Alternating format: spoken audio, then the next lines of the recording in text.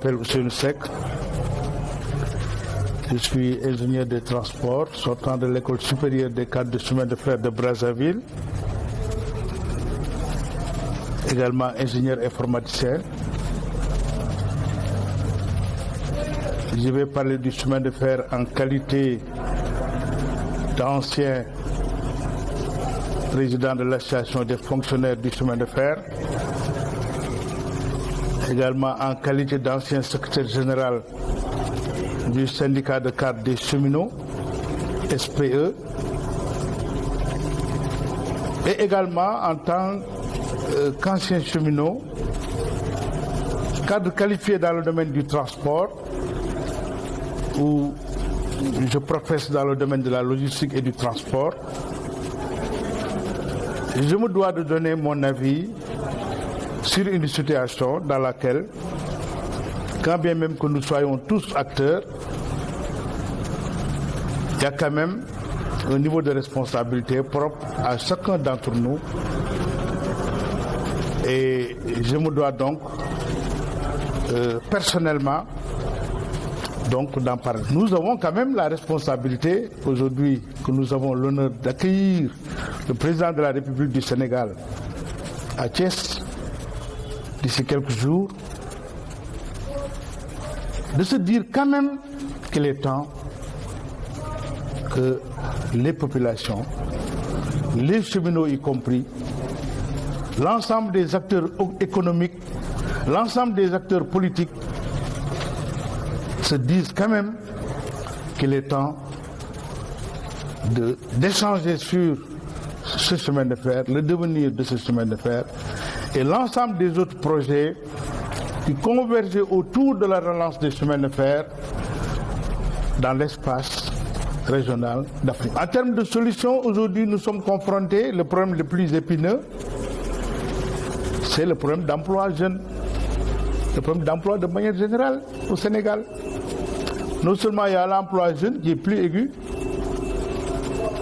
et parmi ces emplois jeunes, il y a beaucoup de diplômés, on parle de formation professionnelle, mais plusieurs centaines de gens qualifiés dans les écoles de formation professionnelle sont aujourd'hui en chômage. Et on peut les utiliser. À court terme même, il est possible de les engager dans une dynamique d'auto-emploi ou bien dans une dynamique d'emploi par les instruments de l'État ou institutions de l'État, parce qu'un pays en édification a besoin de bras, mais également a besoin de cerveau. Et nul n'ignore que depuis ces dernières années, le taux d'emploi en général, aussi bien élevé soit-il, tourne autour de gens très peu formés, tourne autour de gens d'emploi à très faible revenu. Alors il est temps quand même de penser de manière beaucoup plus systémique et prospective cette question d'emploi au Sénégal, surtout l'emploi jeune. L'emploi deuxième ou troisième âge ou deuxième emploi se pose pour les gens qui sont dans la rue ou bien qui sont dans un sous-emploi durable. Certains n'ont pratiquement plus de perspectives pour être employés de manière durable. Mais il est temps que ce problème-là soit réglé. Il y a des compétences qui sont là et qui dorment. Comment pouvons-nous arriver donc à réveiller tout ce réseau dormant? Là, quand même, c'est une réflexion des populations de Thiès, c'est une réflexion des populations sénégalaises, mais également c'est une réflexion de l'État. Toutes les réflexions qui se sont faites, en tout cas, à mon avis, à partir de ce qui a été communiqué et ce qui a été rediffusé en direct, quelque part, les problèmes ont été survolés. Autant les approfondir. Ce sont des impératifs de développement. Partout, on a besoin de cerveau. Mais partout également, on a besoin de main-d'œuvre. Je ne parle même pas des nouvelles richesses découvertes au Sénégal, qui doivent être exploitées, et également qui ont besoin de savoir-faire de savoir et d'expertise. Le Sénégal émergent a besoin, comme d'ailleurs beaucoup de passages dans les textes successifs et l'ensemble des plans ou stratégies et politiques liés au plan Sénégal émergent, font état partout de problèmes de ressources humaines, d'actifs humains. Il faut plus que ça se limite à de simples discours. On doit approfondir ces données et voir comment les mettre en œuvre autour de l'école sénégalaise. Et quand je dis l'école sénégalaise, l'université, l'enseignement supérieur y compris, l'enseignement technique et professionnel y compris. Enfin, pour revenir au chemin de fer, tous ces problèmes d'emploi et tous ces impératifs de développement peuvent s'arc-bouter autour de la question des chemins de fer et de l'ensemble du hub que peut constituer le port de Dakar en s'appuyant sur le chemin de fer et en essayant de voir comment intégrer la sous-région. Le terre que je peux considérer comme un accident de l'histoire, quand bien même que je ne peux pas dire que je le désapprouve, parce que c'est vraiment le summum des joyaux ferroviaires en Afrique. Mais je dis que c'est un projet qui devait s'articuler autour des impératifs de développement, qui ne sont pas seulement un transport voyageur. Pour donner un exemple, le transport de masse est préférable à un transport luxueux où, dans les perspectives, en tout cas dans les projets, on parle de tickets de 1500 francs Dakar-Diamniadio. Et avec mon expérience ferroviaire, le minimum de parcours pour être rentable sur 35 km dépasse de loin les 1500 francs. Et ça peut atteindre 8 000 à 10 000 francs par voyageur à payer. Alors quel est ce mode de transport qui colle à nos réalités et qui est capable de développer notre pays? Alors donc, il reste également à voir comment articuler le terre à tout ce qu'on envisage, tout ce qui existe et tout ce qu'on envisage avec les grands chemins de fer du Sénégal pour arriver à avoir vraiment un Sénégal émergent et prospère. Bon, les questions sociales que j'ai évoquées tantôt doivent être inscrites dans tout projet de relance ferroviaire.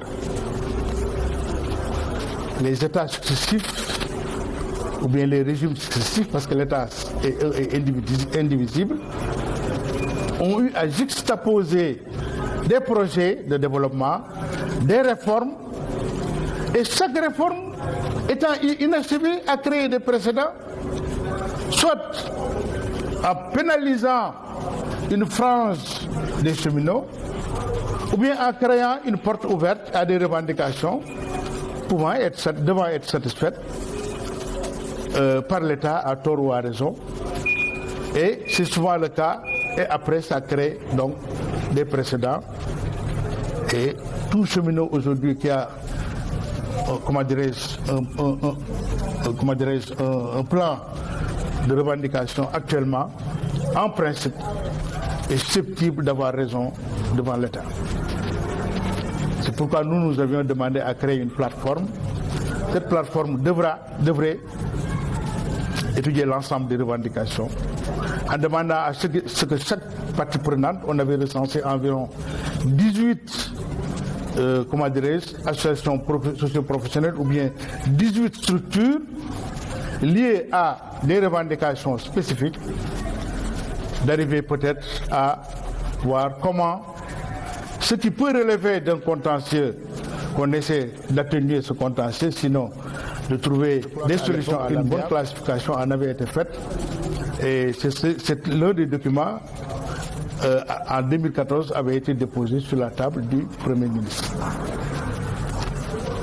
Donc moi je crois que en dernière date, en janvier-février 2014, 2019,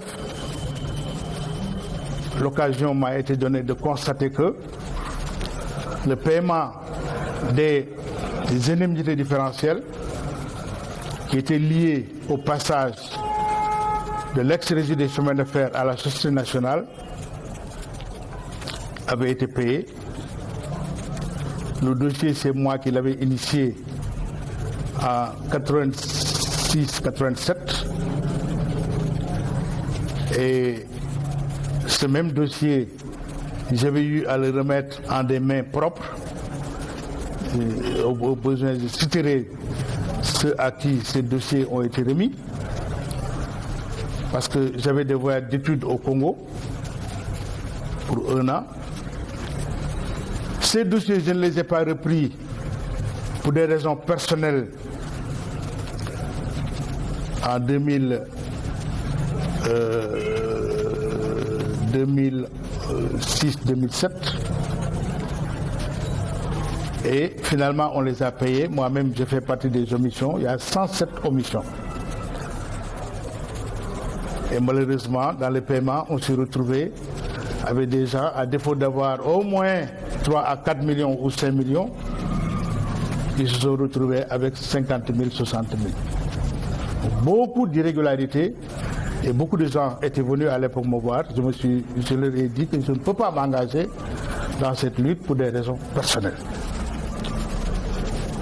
Si vraiment on veut restaurer la justice et l'équité, il serait bien de penser à ça.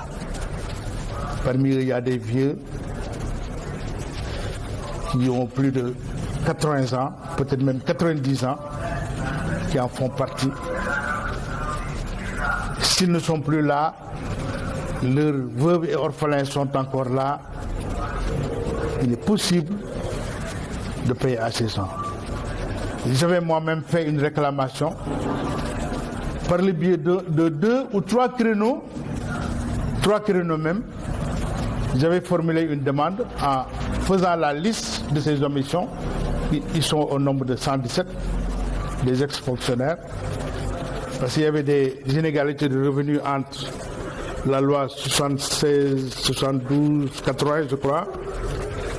Il y avait un décret également 76, 80, quelque chose comme ça, j'oublie. Donc, ces cadres réglementaires avaient créé un nouveau barème de salaire. Et comme on le dit dans une même entreprise, il ne peut pas y avoir, comment dirais-je, il doit y avoir égalité de traitement.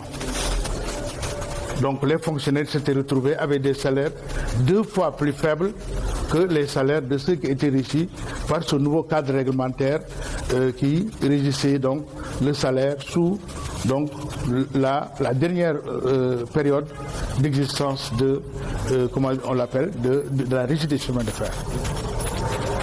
Alors donc, là, c'est une prière que je fais humblement au nom de ces disparus qui ont été les bâtisseurs du chemin de fer, et certains même avaient connu les expériences du chemin de fer sous-régional que constituait la Fédération des chemins de fer d'Afrique occidentale française. C'est pour dire que vraiment ce sont des gens qui méritent d'être rémunérés en conséquence des postes qu'ils avaient occupés à l'époque. Les irrégularités qu'on essaie de mettre du clair par rapport à ça, certains, des gens qui n'avaient même pas droit, ont pu toucher, c'est peut-être leur chance, mais au moins ceux qui en ont droit, qu'on leur donne une juste rémunération de leur dû. Pour l'instant, c'est le communiqué que j'avais à faire. Donc dans quelques jours, nous aurons l'honneur de recevoir notre président de la République du Sénégal. Faisons en sorte de lui rappeler ce qu'il savait déjà. Faisons en sorte de lui dire ce qu'il ne sait pas encore. Faisons en sorte également de l'amener à mieux comprendre le chemin de fer, les cheminots, le bien fondé de toutes les revendications, même si par ailleurs les hommes d'État avaient eu à dire que les cheminots ne font que revendiquer. Mais moi j'en sais quelque chose. Les juxtapositions de statut n'ont fait que générer des contentieux en amont ou en aval de leur application. Pour l'instant, je me limite à ça et je vous remercie de votre attention. Une question de l'an. Dans votre propos, j'ai remarqué à plusieurs reprises que vous avez parlé de régions, de grands ensembles, de chemins de fer, de régionales, de chemins de fer d'Afrique. Aujourd'hui, on se retrouve après l'échec de Dakar-Bamako. On n'a même pas pu réussir Dakar-Niger. On était en train de s'organiser autour de Dakar-Bamako. Aujourd'hui, cela a échoué et c'est le chemin de fer du Sénégal. Ça se réduit de plus en plus. Ouais. Est-ce que vous pensez que là, c'est pas un échec par rapport à cette relance-là? Oui, si je suis tenté, si je me suis senti obligé de parler de ces sous-ensembles, parce qu'il me semble que le NEPAD est toujours d'actualité. Il me semble également que l'Union africaine a pas mal de projets envisagés et certains ont été réalisés. Le maillage des réseaux d'électrification financés par la BAD a été en partie réalisé. Aujourd'hui, nous pouvons parler toujours des projets sous-régionaux qui sont en voie d'être relancés, surtout ceux qui sont liés aux infrastructures, d'être relancés par l'Union africaine. La deuxième raison, le TER. Le TER peut avoir tout de suite sa raison d'être et tout de suite ses potentiels de réussite, je dirais même extraordinaire, phénoménal, si on pouvait l'inscrire dans une dynamique Dakar-Djibouti. Là, il n'y a aucun problème. Le TER au Sénégal n'a pas sa raison d'être. Le TER au Sénégal, limité à Dakar. Le minimum de rentabilité ne peut avoir qu'à partir de Kaffrine et plus probablement, compte tenu des coûts, jusqu'à Tamba. Faisons-en une liaison Dakar-Tamba. Mais le problème, de quoi on a besoin tout de suite? Donc, ça peut être un projet à moyen terme, dans 2 ans. Mais le projet tout de suite, il y a un trafic qui est effectué par le transport routier. La dégradation des routes se poursuit. Les accidents sont aujourd'hui nombreux. Naturellement, il y a des surcharges, mais même par rapport à ces surcharges, un organisme international a financé des structures de pesage. Mais ces structures de pesage ne sont pas parvenues déjà en 3 ans ou 4 ans à éradiquer ce problème de surcharge. La solution, c'est la relance des chemins de fer. C'est la relance des chemins de fer, d'arriver à optimiser maintenant ce qu'on a comme potentiel de trafic ferroviaire, qu'on peut affecter au chemin de fer, ou bien que le chemin de fer doit s'arroger comme en essayant d'avoir une compétitivité pour conquérir ces parts de marché.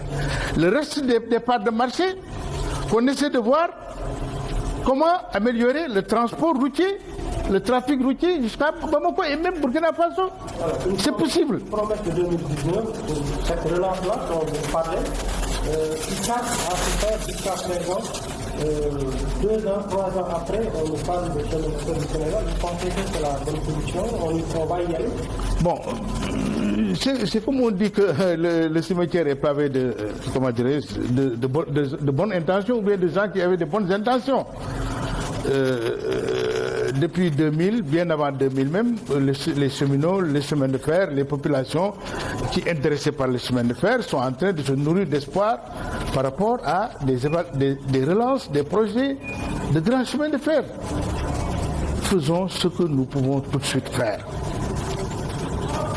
Maintenant, peut-être que cette fois, avec l'arrivée de M. le Président à Thiès, les cheminots, les populations, les citoyens sénégalais, les contribuables sénégalais de manière générale, auront certainement la perspicacité de lui faire comprendre à M. le Président, de lui faire accepter qu'il y a des choses qu'on doit faire dans l'immédiat.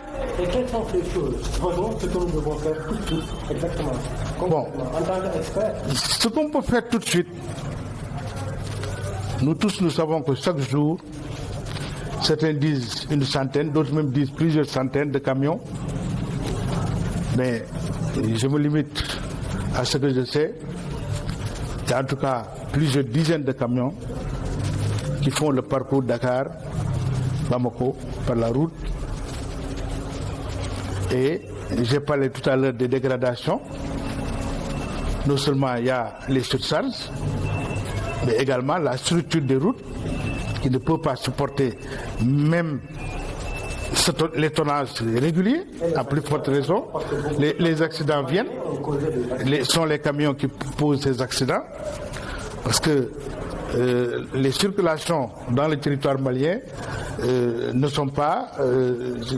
on n'a pas les mêmes structures routières ou autoroutières le Sénégal vis-à-vis du Mali. Donc ça peut effectivement être sujet à beaucoup de dérives, des problèmes maintenant liés à certains imprudents, etc., etc. Mais déjà c'est un trafic qui est là. Et souvent on nous parle de l'engorgement du port de Dakar. Donc il y a une, comment on le dit, une part de marché qui est là, ponctuelle et qui existe. Le matériel, il y a quelques années, des évaluations avaient été faites autour de 10 milliards pour ne serait-ce que d'assurer un train hebdomadaire, un train journalier, au moins 5 trains par semaine, je crois. Maintenant, où en est l'état de ces machines? Franchement, je ne sais pas. Mais il est possible de refaire l'état de lieu et de trouver des réponses très rapides. Espérons que les chemins de fer du Sénégal vont s'atteler à ça. Espérons maintenant que, effectivement, les nouveaux chemins de fer s'attellent à ça et essaient de voir maintenant comment utiliser également le potentiel minier de la Sodefitex. On parle d'un projet de corridor qui passe par Kédougou jusqu'à Bamako.